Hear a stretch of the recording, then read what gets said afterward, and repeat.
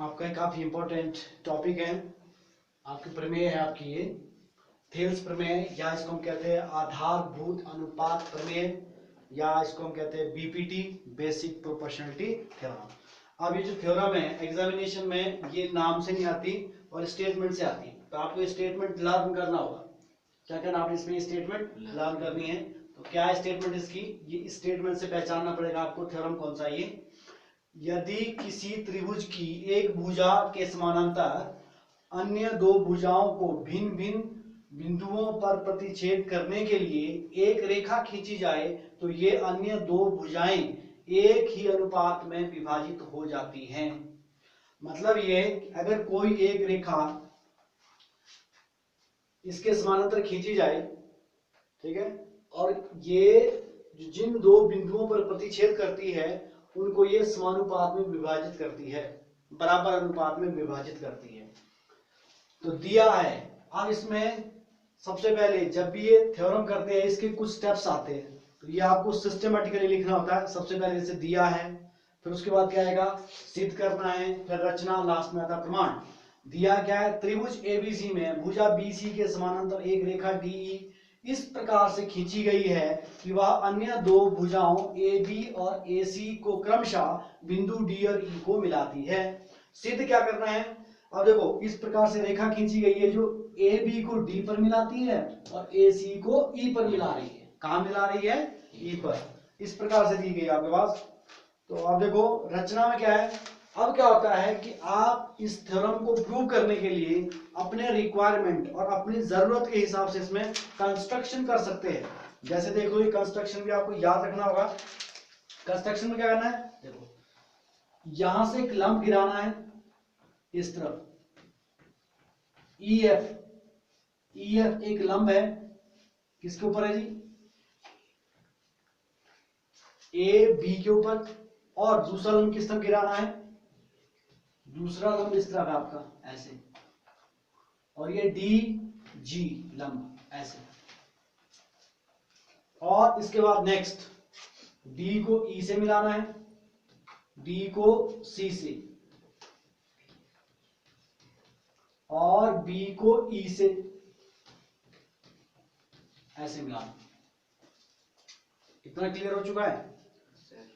अब हम क्या करते हैं, देखो अब इसका जो लास्ट का स्टेप है वो है प्रमाण, यानी कि आपको सिद्ध करना है। ये किस स्टेप से सिद्ध करना है, देखो प्रमाण में देखिए, इधर ध्यान दो पहले।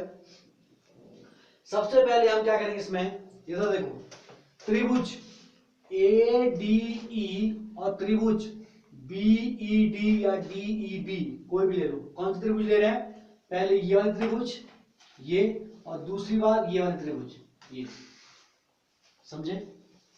क्या लेंगे, त्रिभुज ऊपर वाली त्रिभुज कौन सी है, ए डी ई का क्षेत्रफल डिवाइडेड बाय दूसरी त्रिभुज कौन सी लेनी है, ये वाली त्रिभुज, ये कौन सी है, बी ई डी, त्रिभुज बी डी ई का क्षेत्रफल क्या होता है, क्षेत्रफल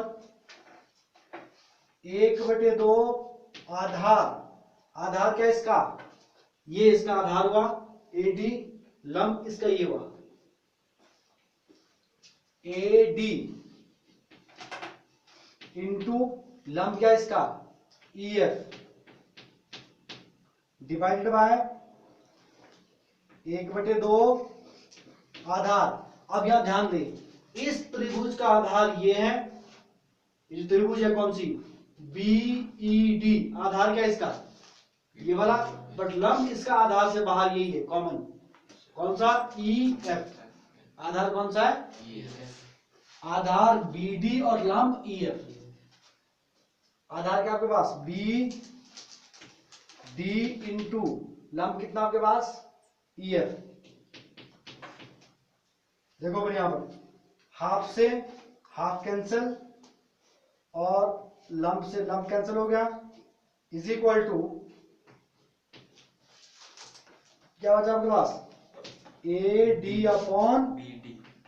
बी डी। Equation number 1। इसी प्रकार से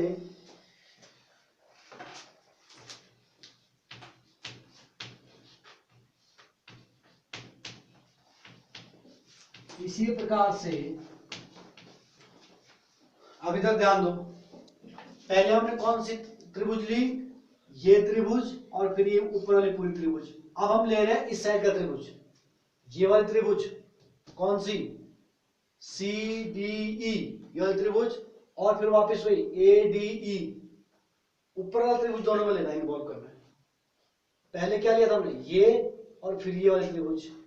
अब सेकंड टाइम कौन सा ले रहे हैं हम, ये वाला त्रिभुज कौन सा, ए डी ई, और दूसरा कौन सा है, सी डी ई, ये वाला त्रिभुज, ये त्रिभुज और ऊपर वाला त्रिभुज।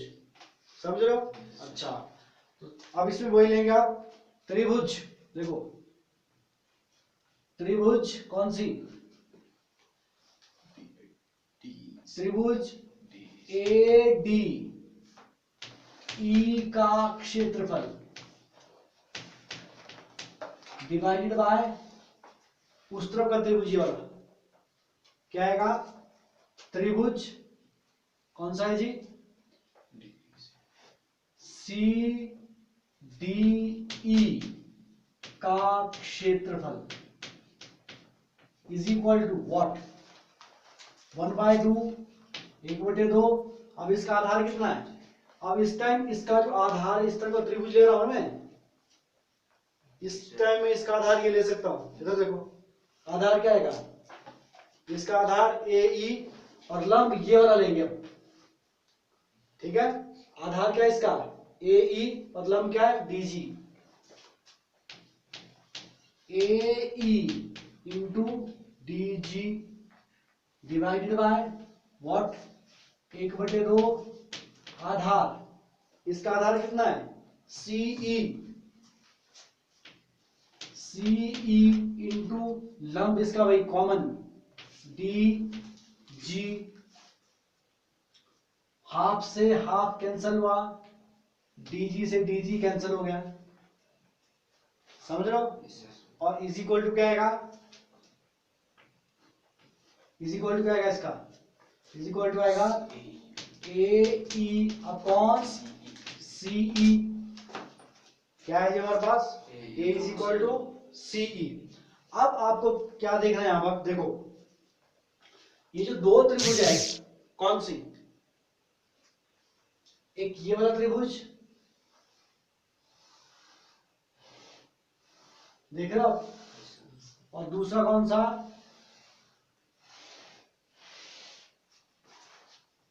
दोनों त्रिभुज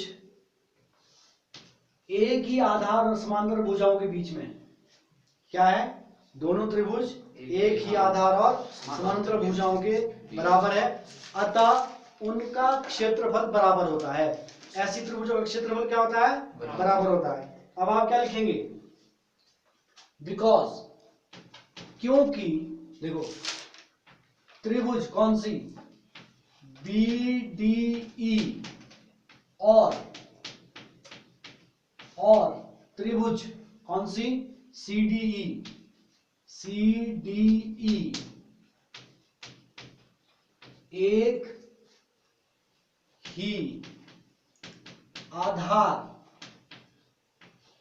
आधार कौन सा इसका, डीई, डीई पर है, क्योंकि त्रिभुज डीई और त्रिभुज सीडीई एक ही आधार पर है, तथा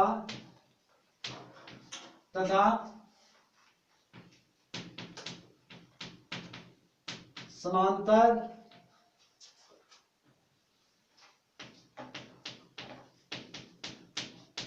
भुजाओं के बीच है। किसके बीच में है, इन बिटवीन। देखो ये दोनों समांतर भुजाएं हैं, yes, sir. इसका मतलब होता है देयरफॉर, इसलिए दोनों त्रिभुजों का क्षेत्रफल आपस में क्या होता है, बराबर होता है। अतः इसलिए त्रिभुज कौन सी BDE का क्षेत्रफल बराबर है त्रिभुज CDE का क्षेत्रफल। अब यहां ध्यान दे, इधर देखो, जहां पर आपका CDE का क्षेत्रफल है, ये देखो किसका क्षेत्रफल है, CD तो CDE को मैं किससे हटा सकता हूं, इससे हटा सकता हूं, इसको मैं रिप्लेस कर सकता हूं ना इससे। तो देखो अब क्या होगा, अतः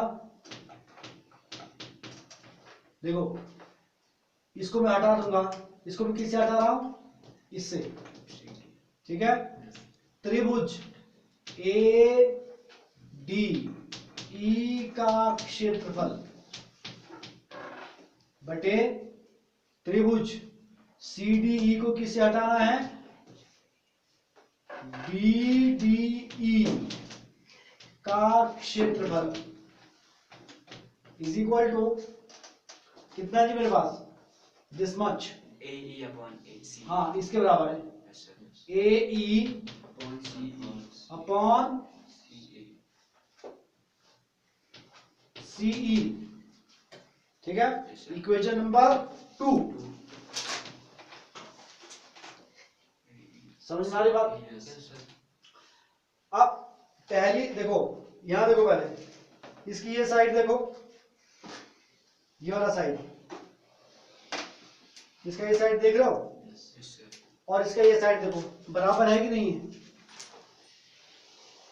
देखो इसका ये साइड और उसका ये साइड देखो, त्रिभुज AED sir ADE है, sir ADE ADE, yes sir और यहाँ क्या है, ADE और यहाँ पर क्या है, BDE और यहाँ क्या है, BDE बराबर है ना। yes sir हाँ, अगर ये साइड बराबर है तो उसकी राइट हैंड साइड भी बराबर होगी, yes sir ठीक है। अब लिखेंगे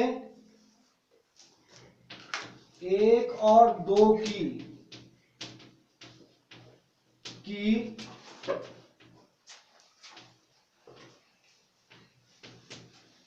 तुलना करने पर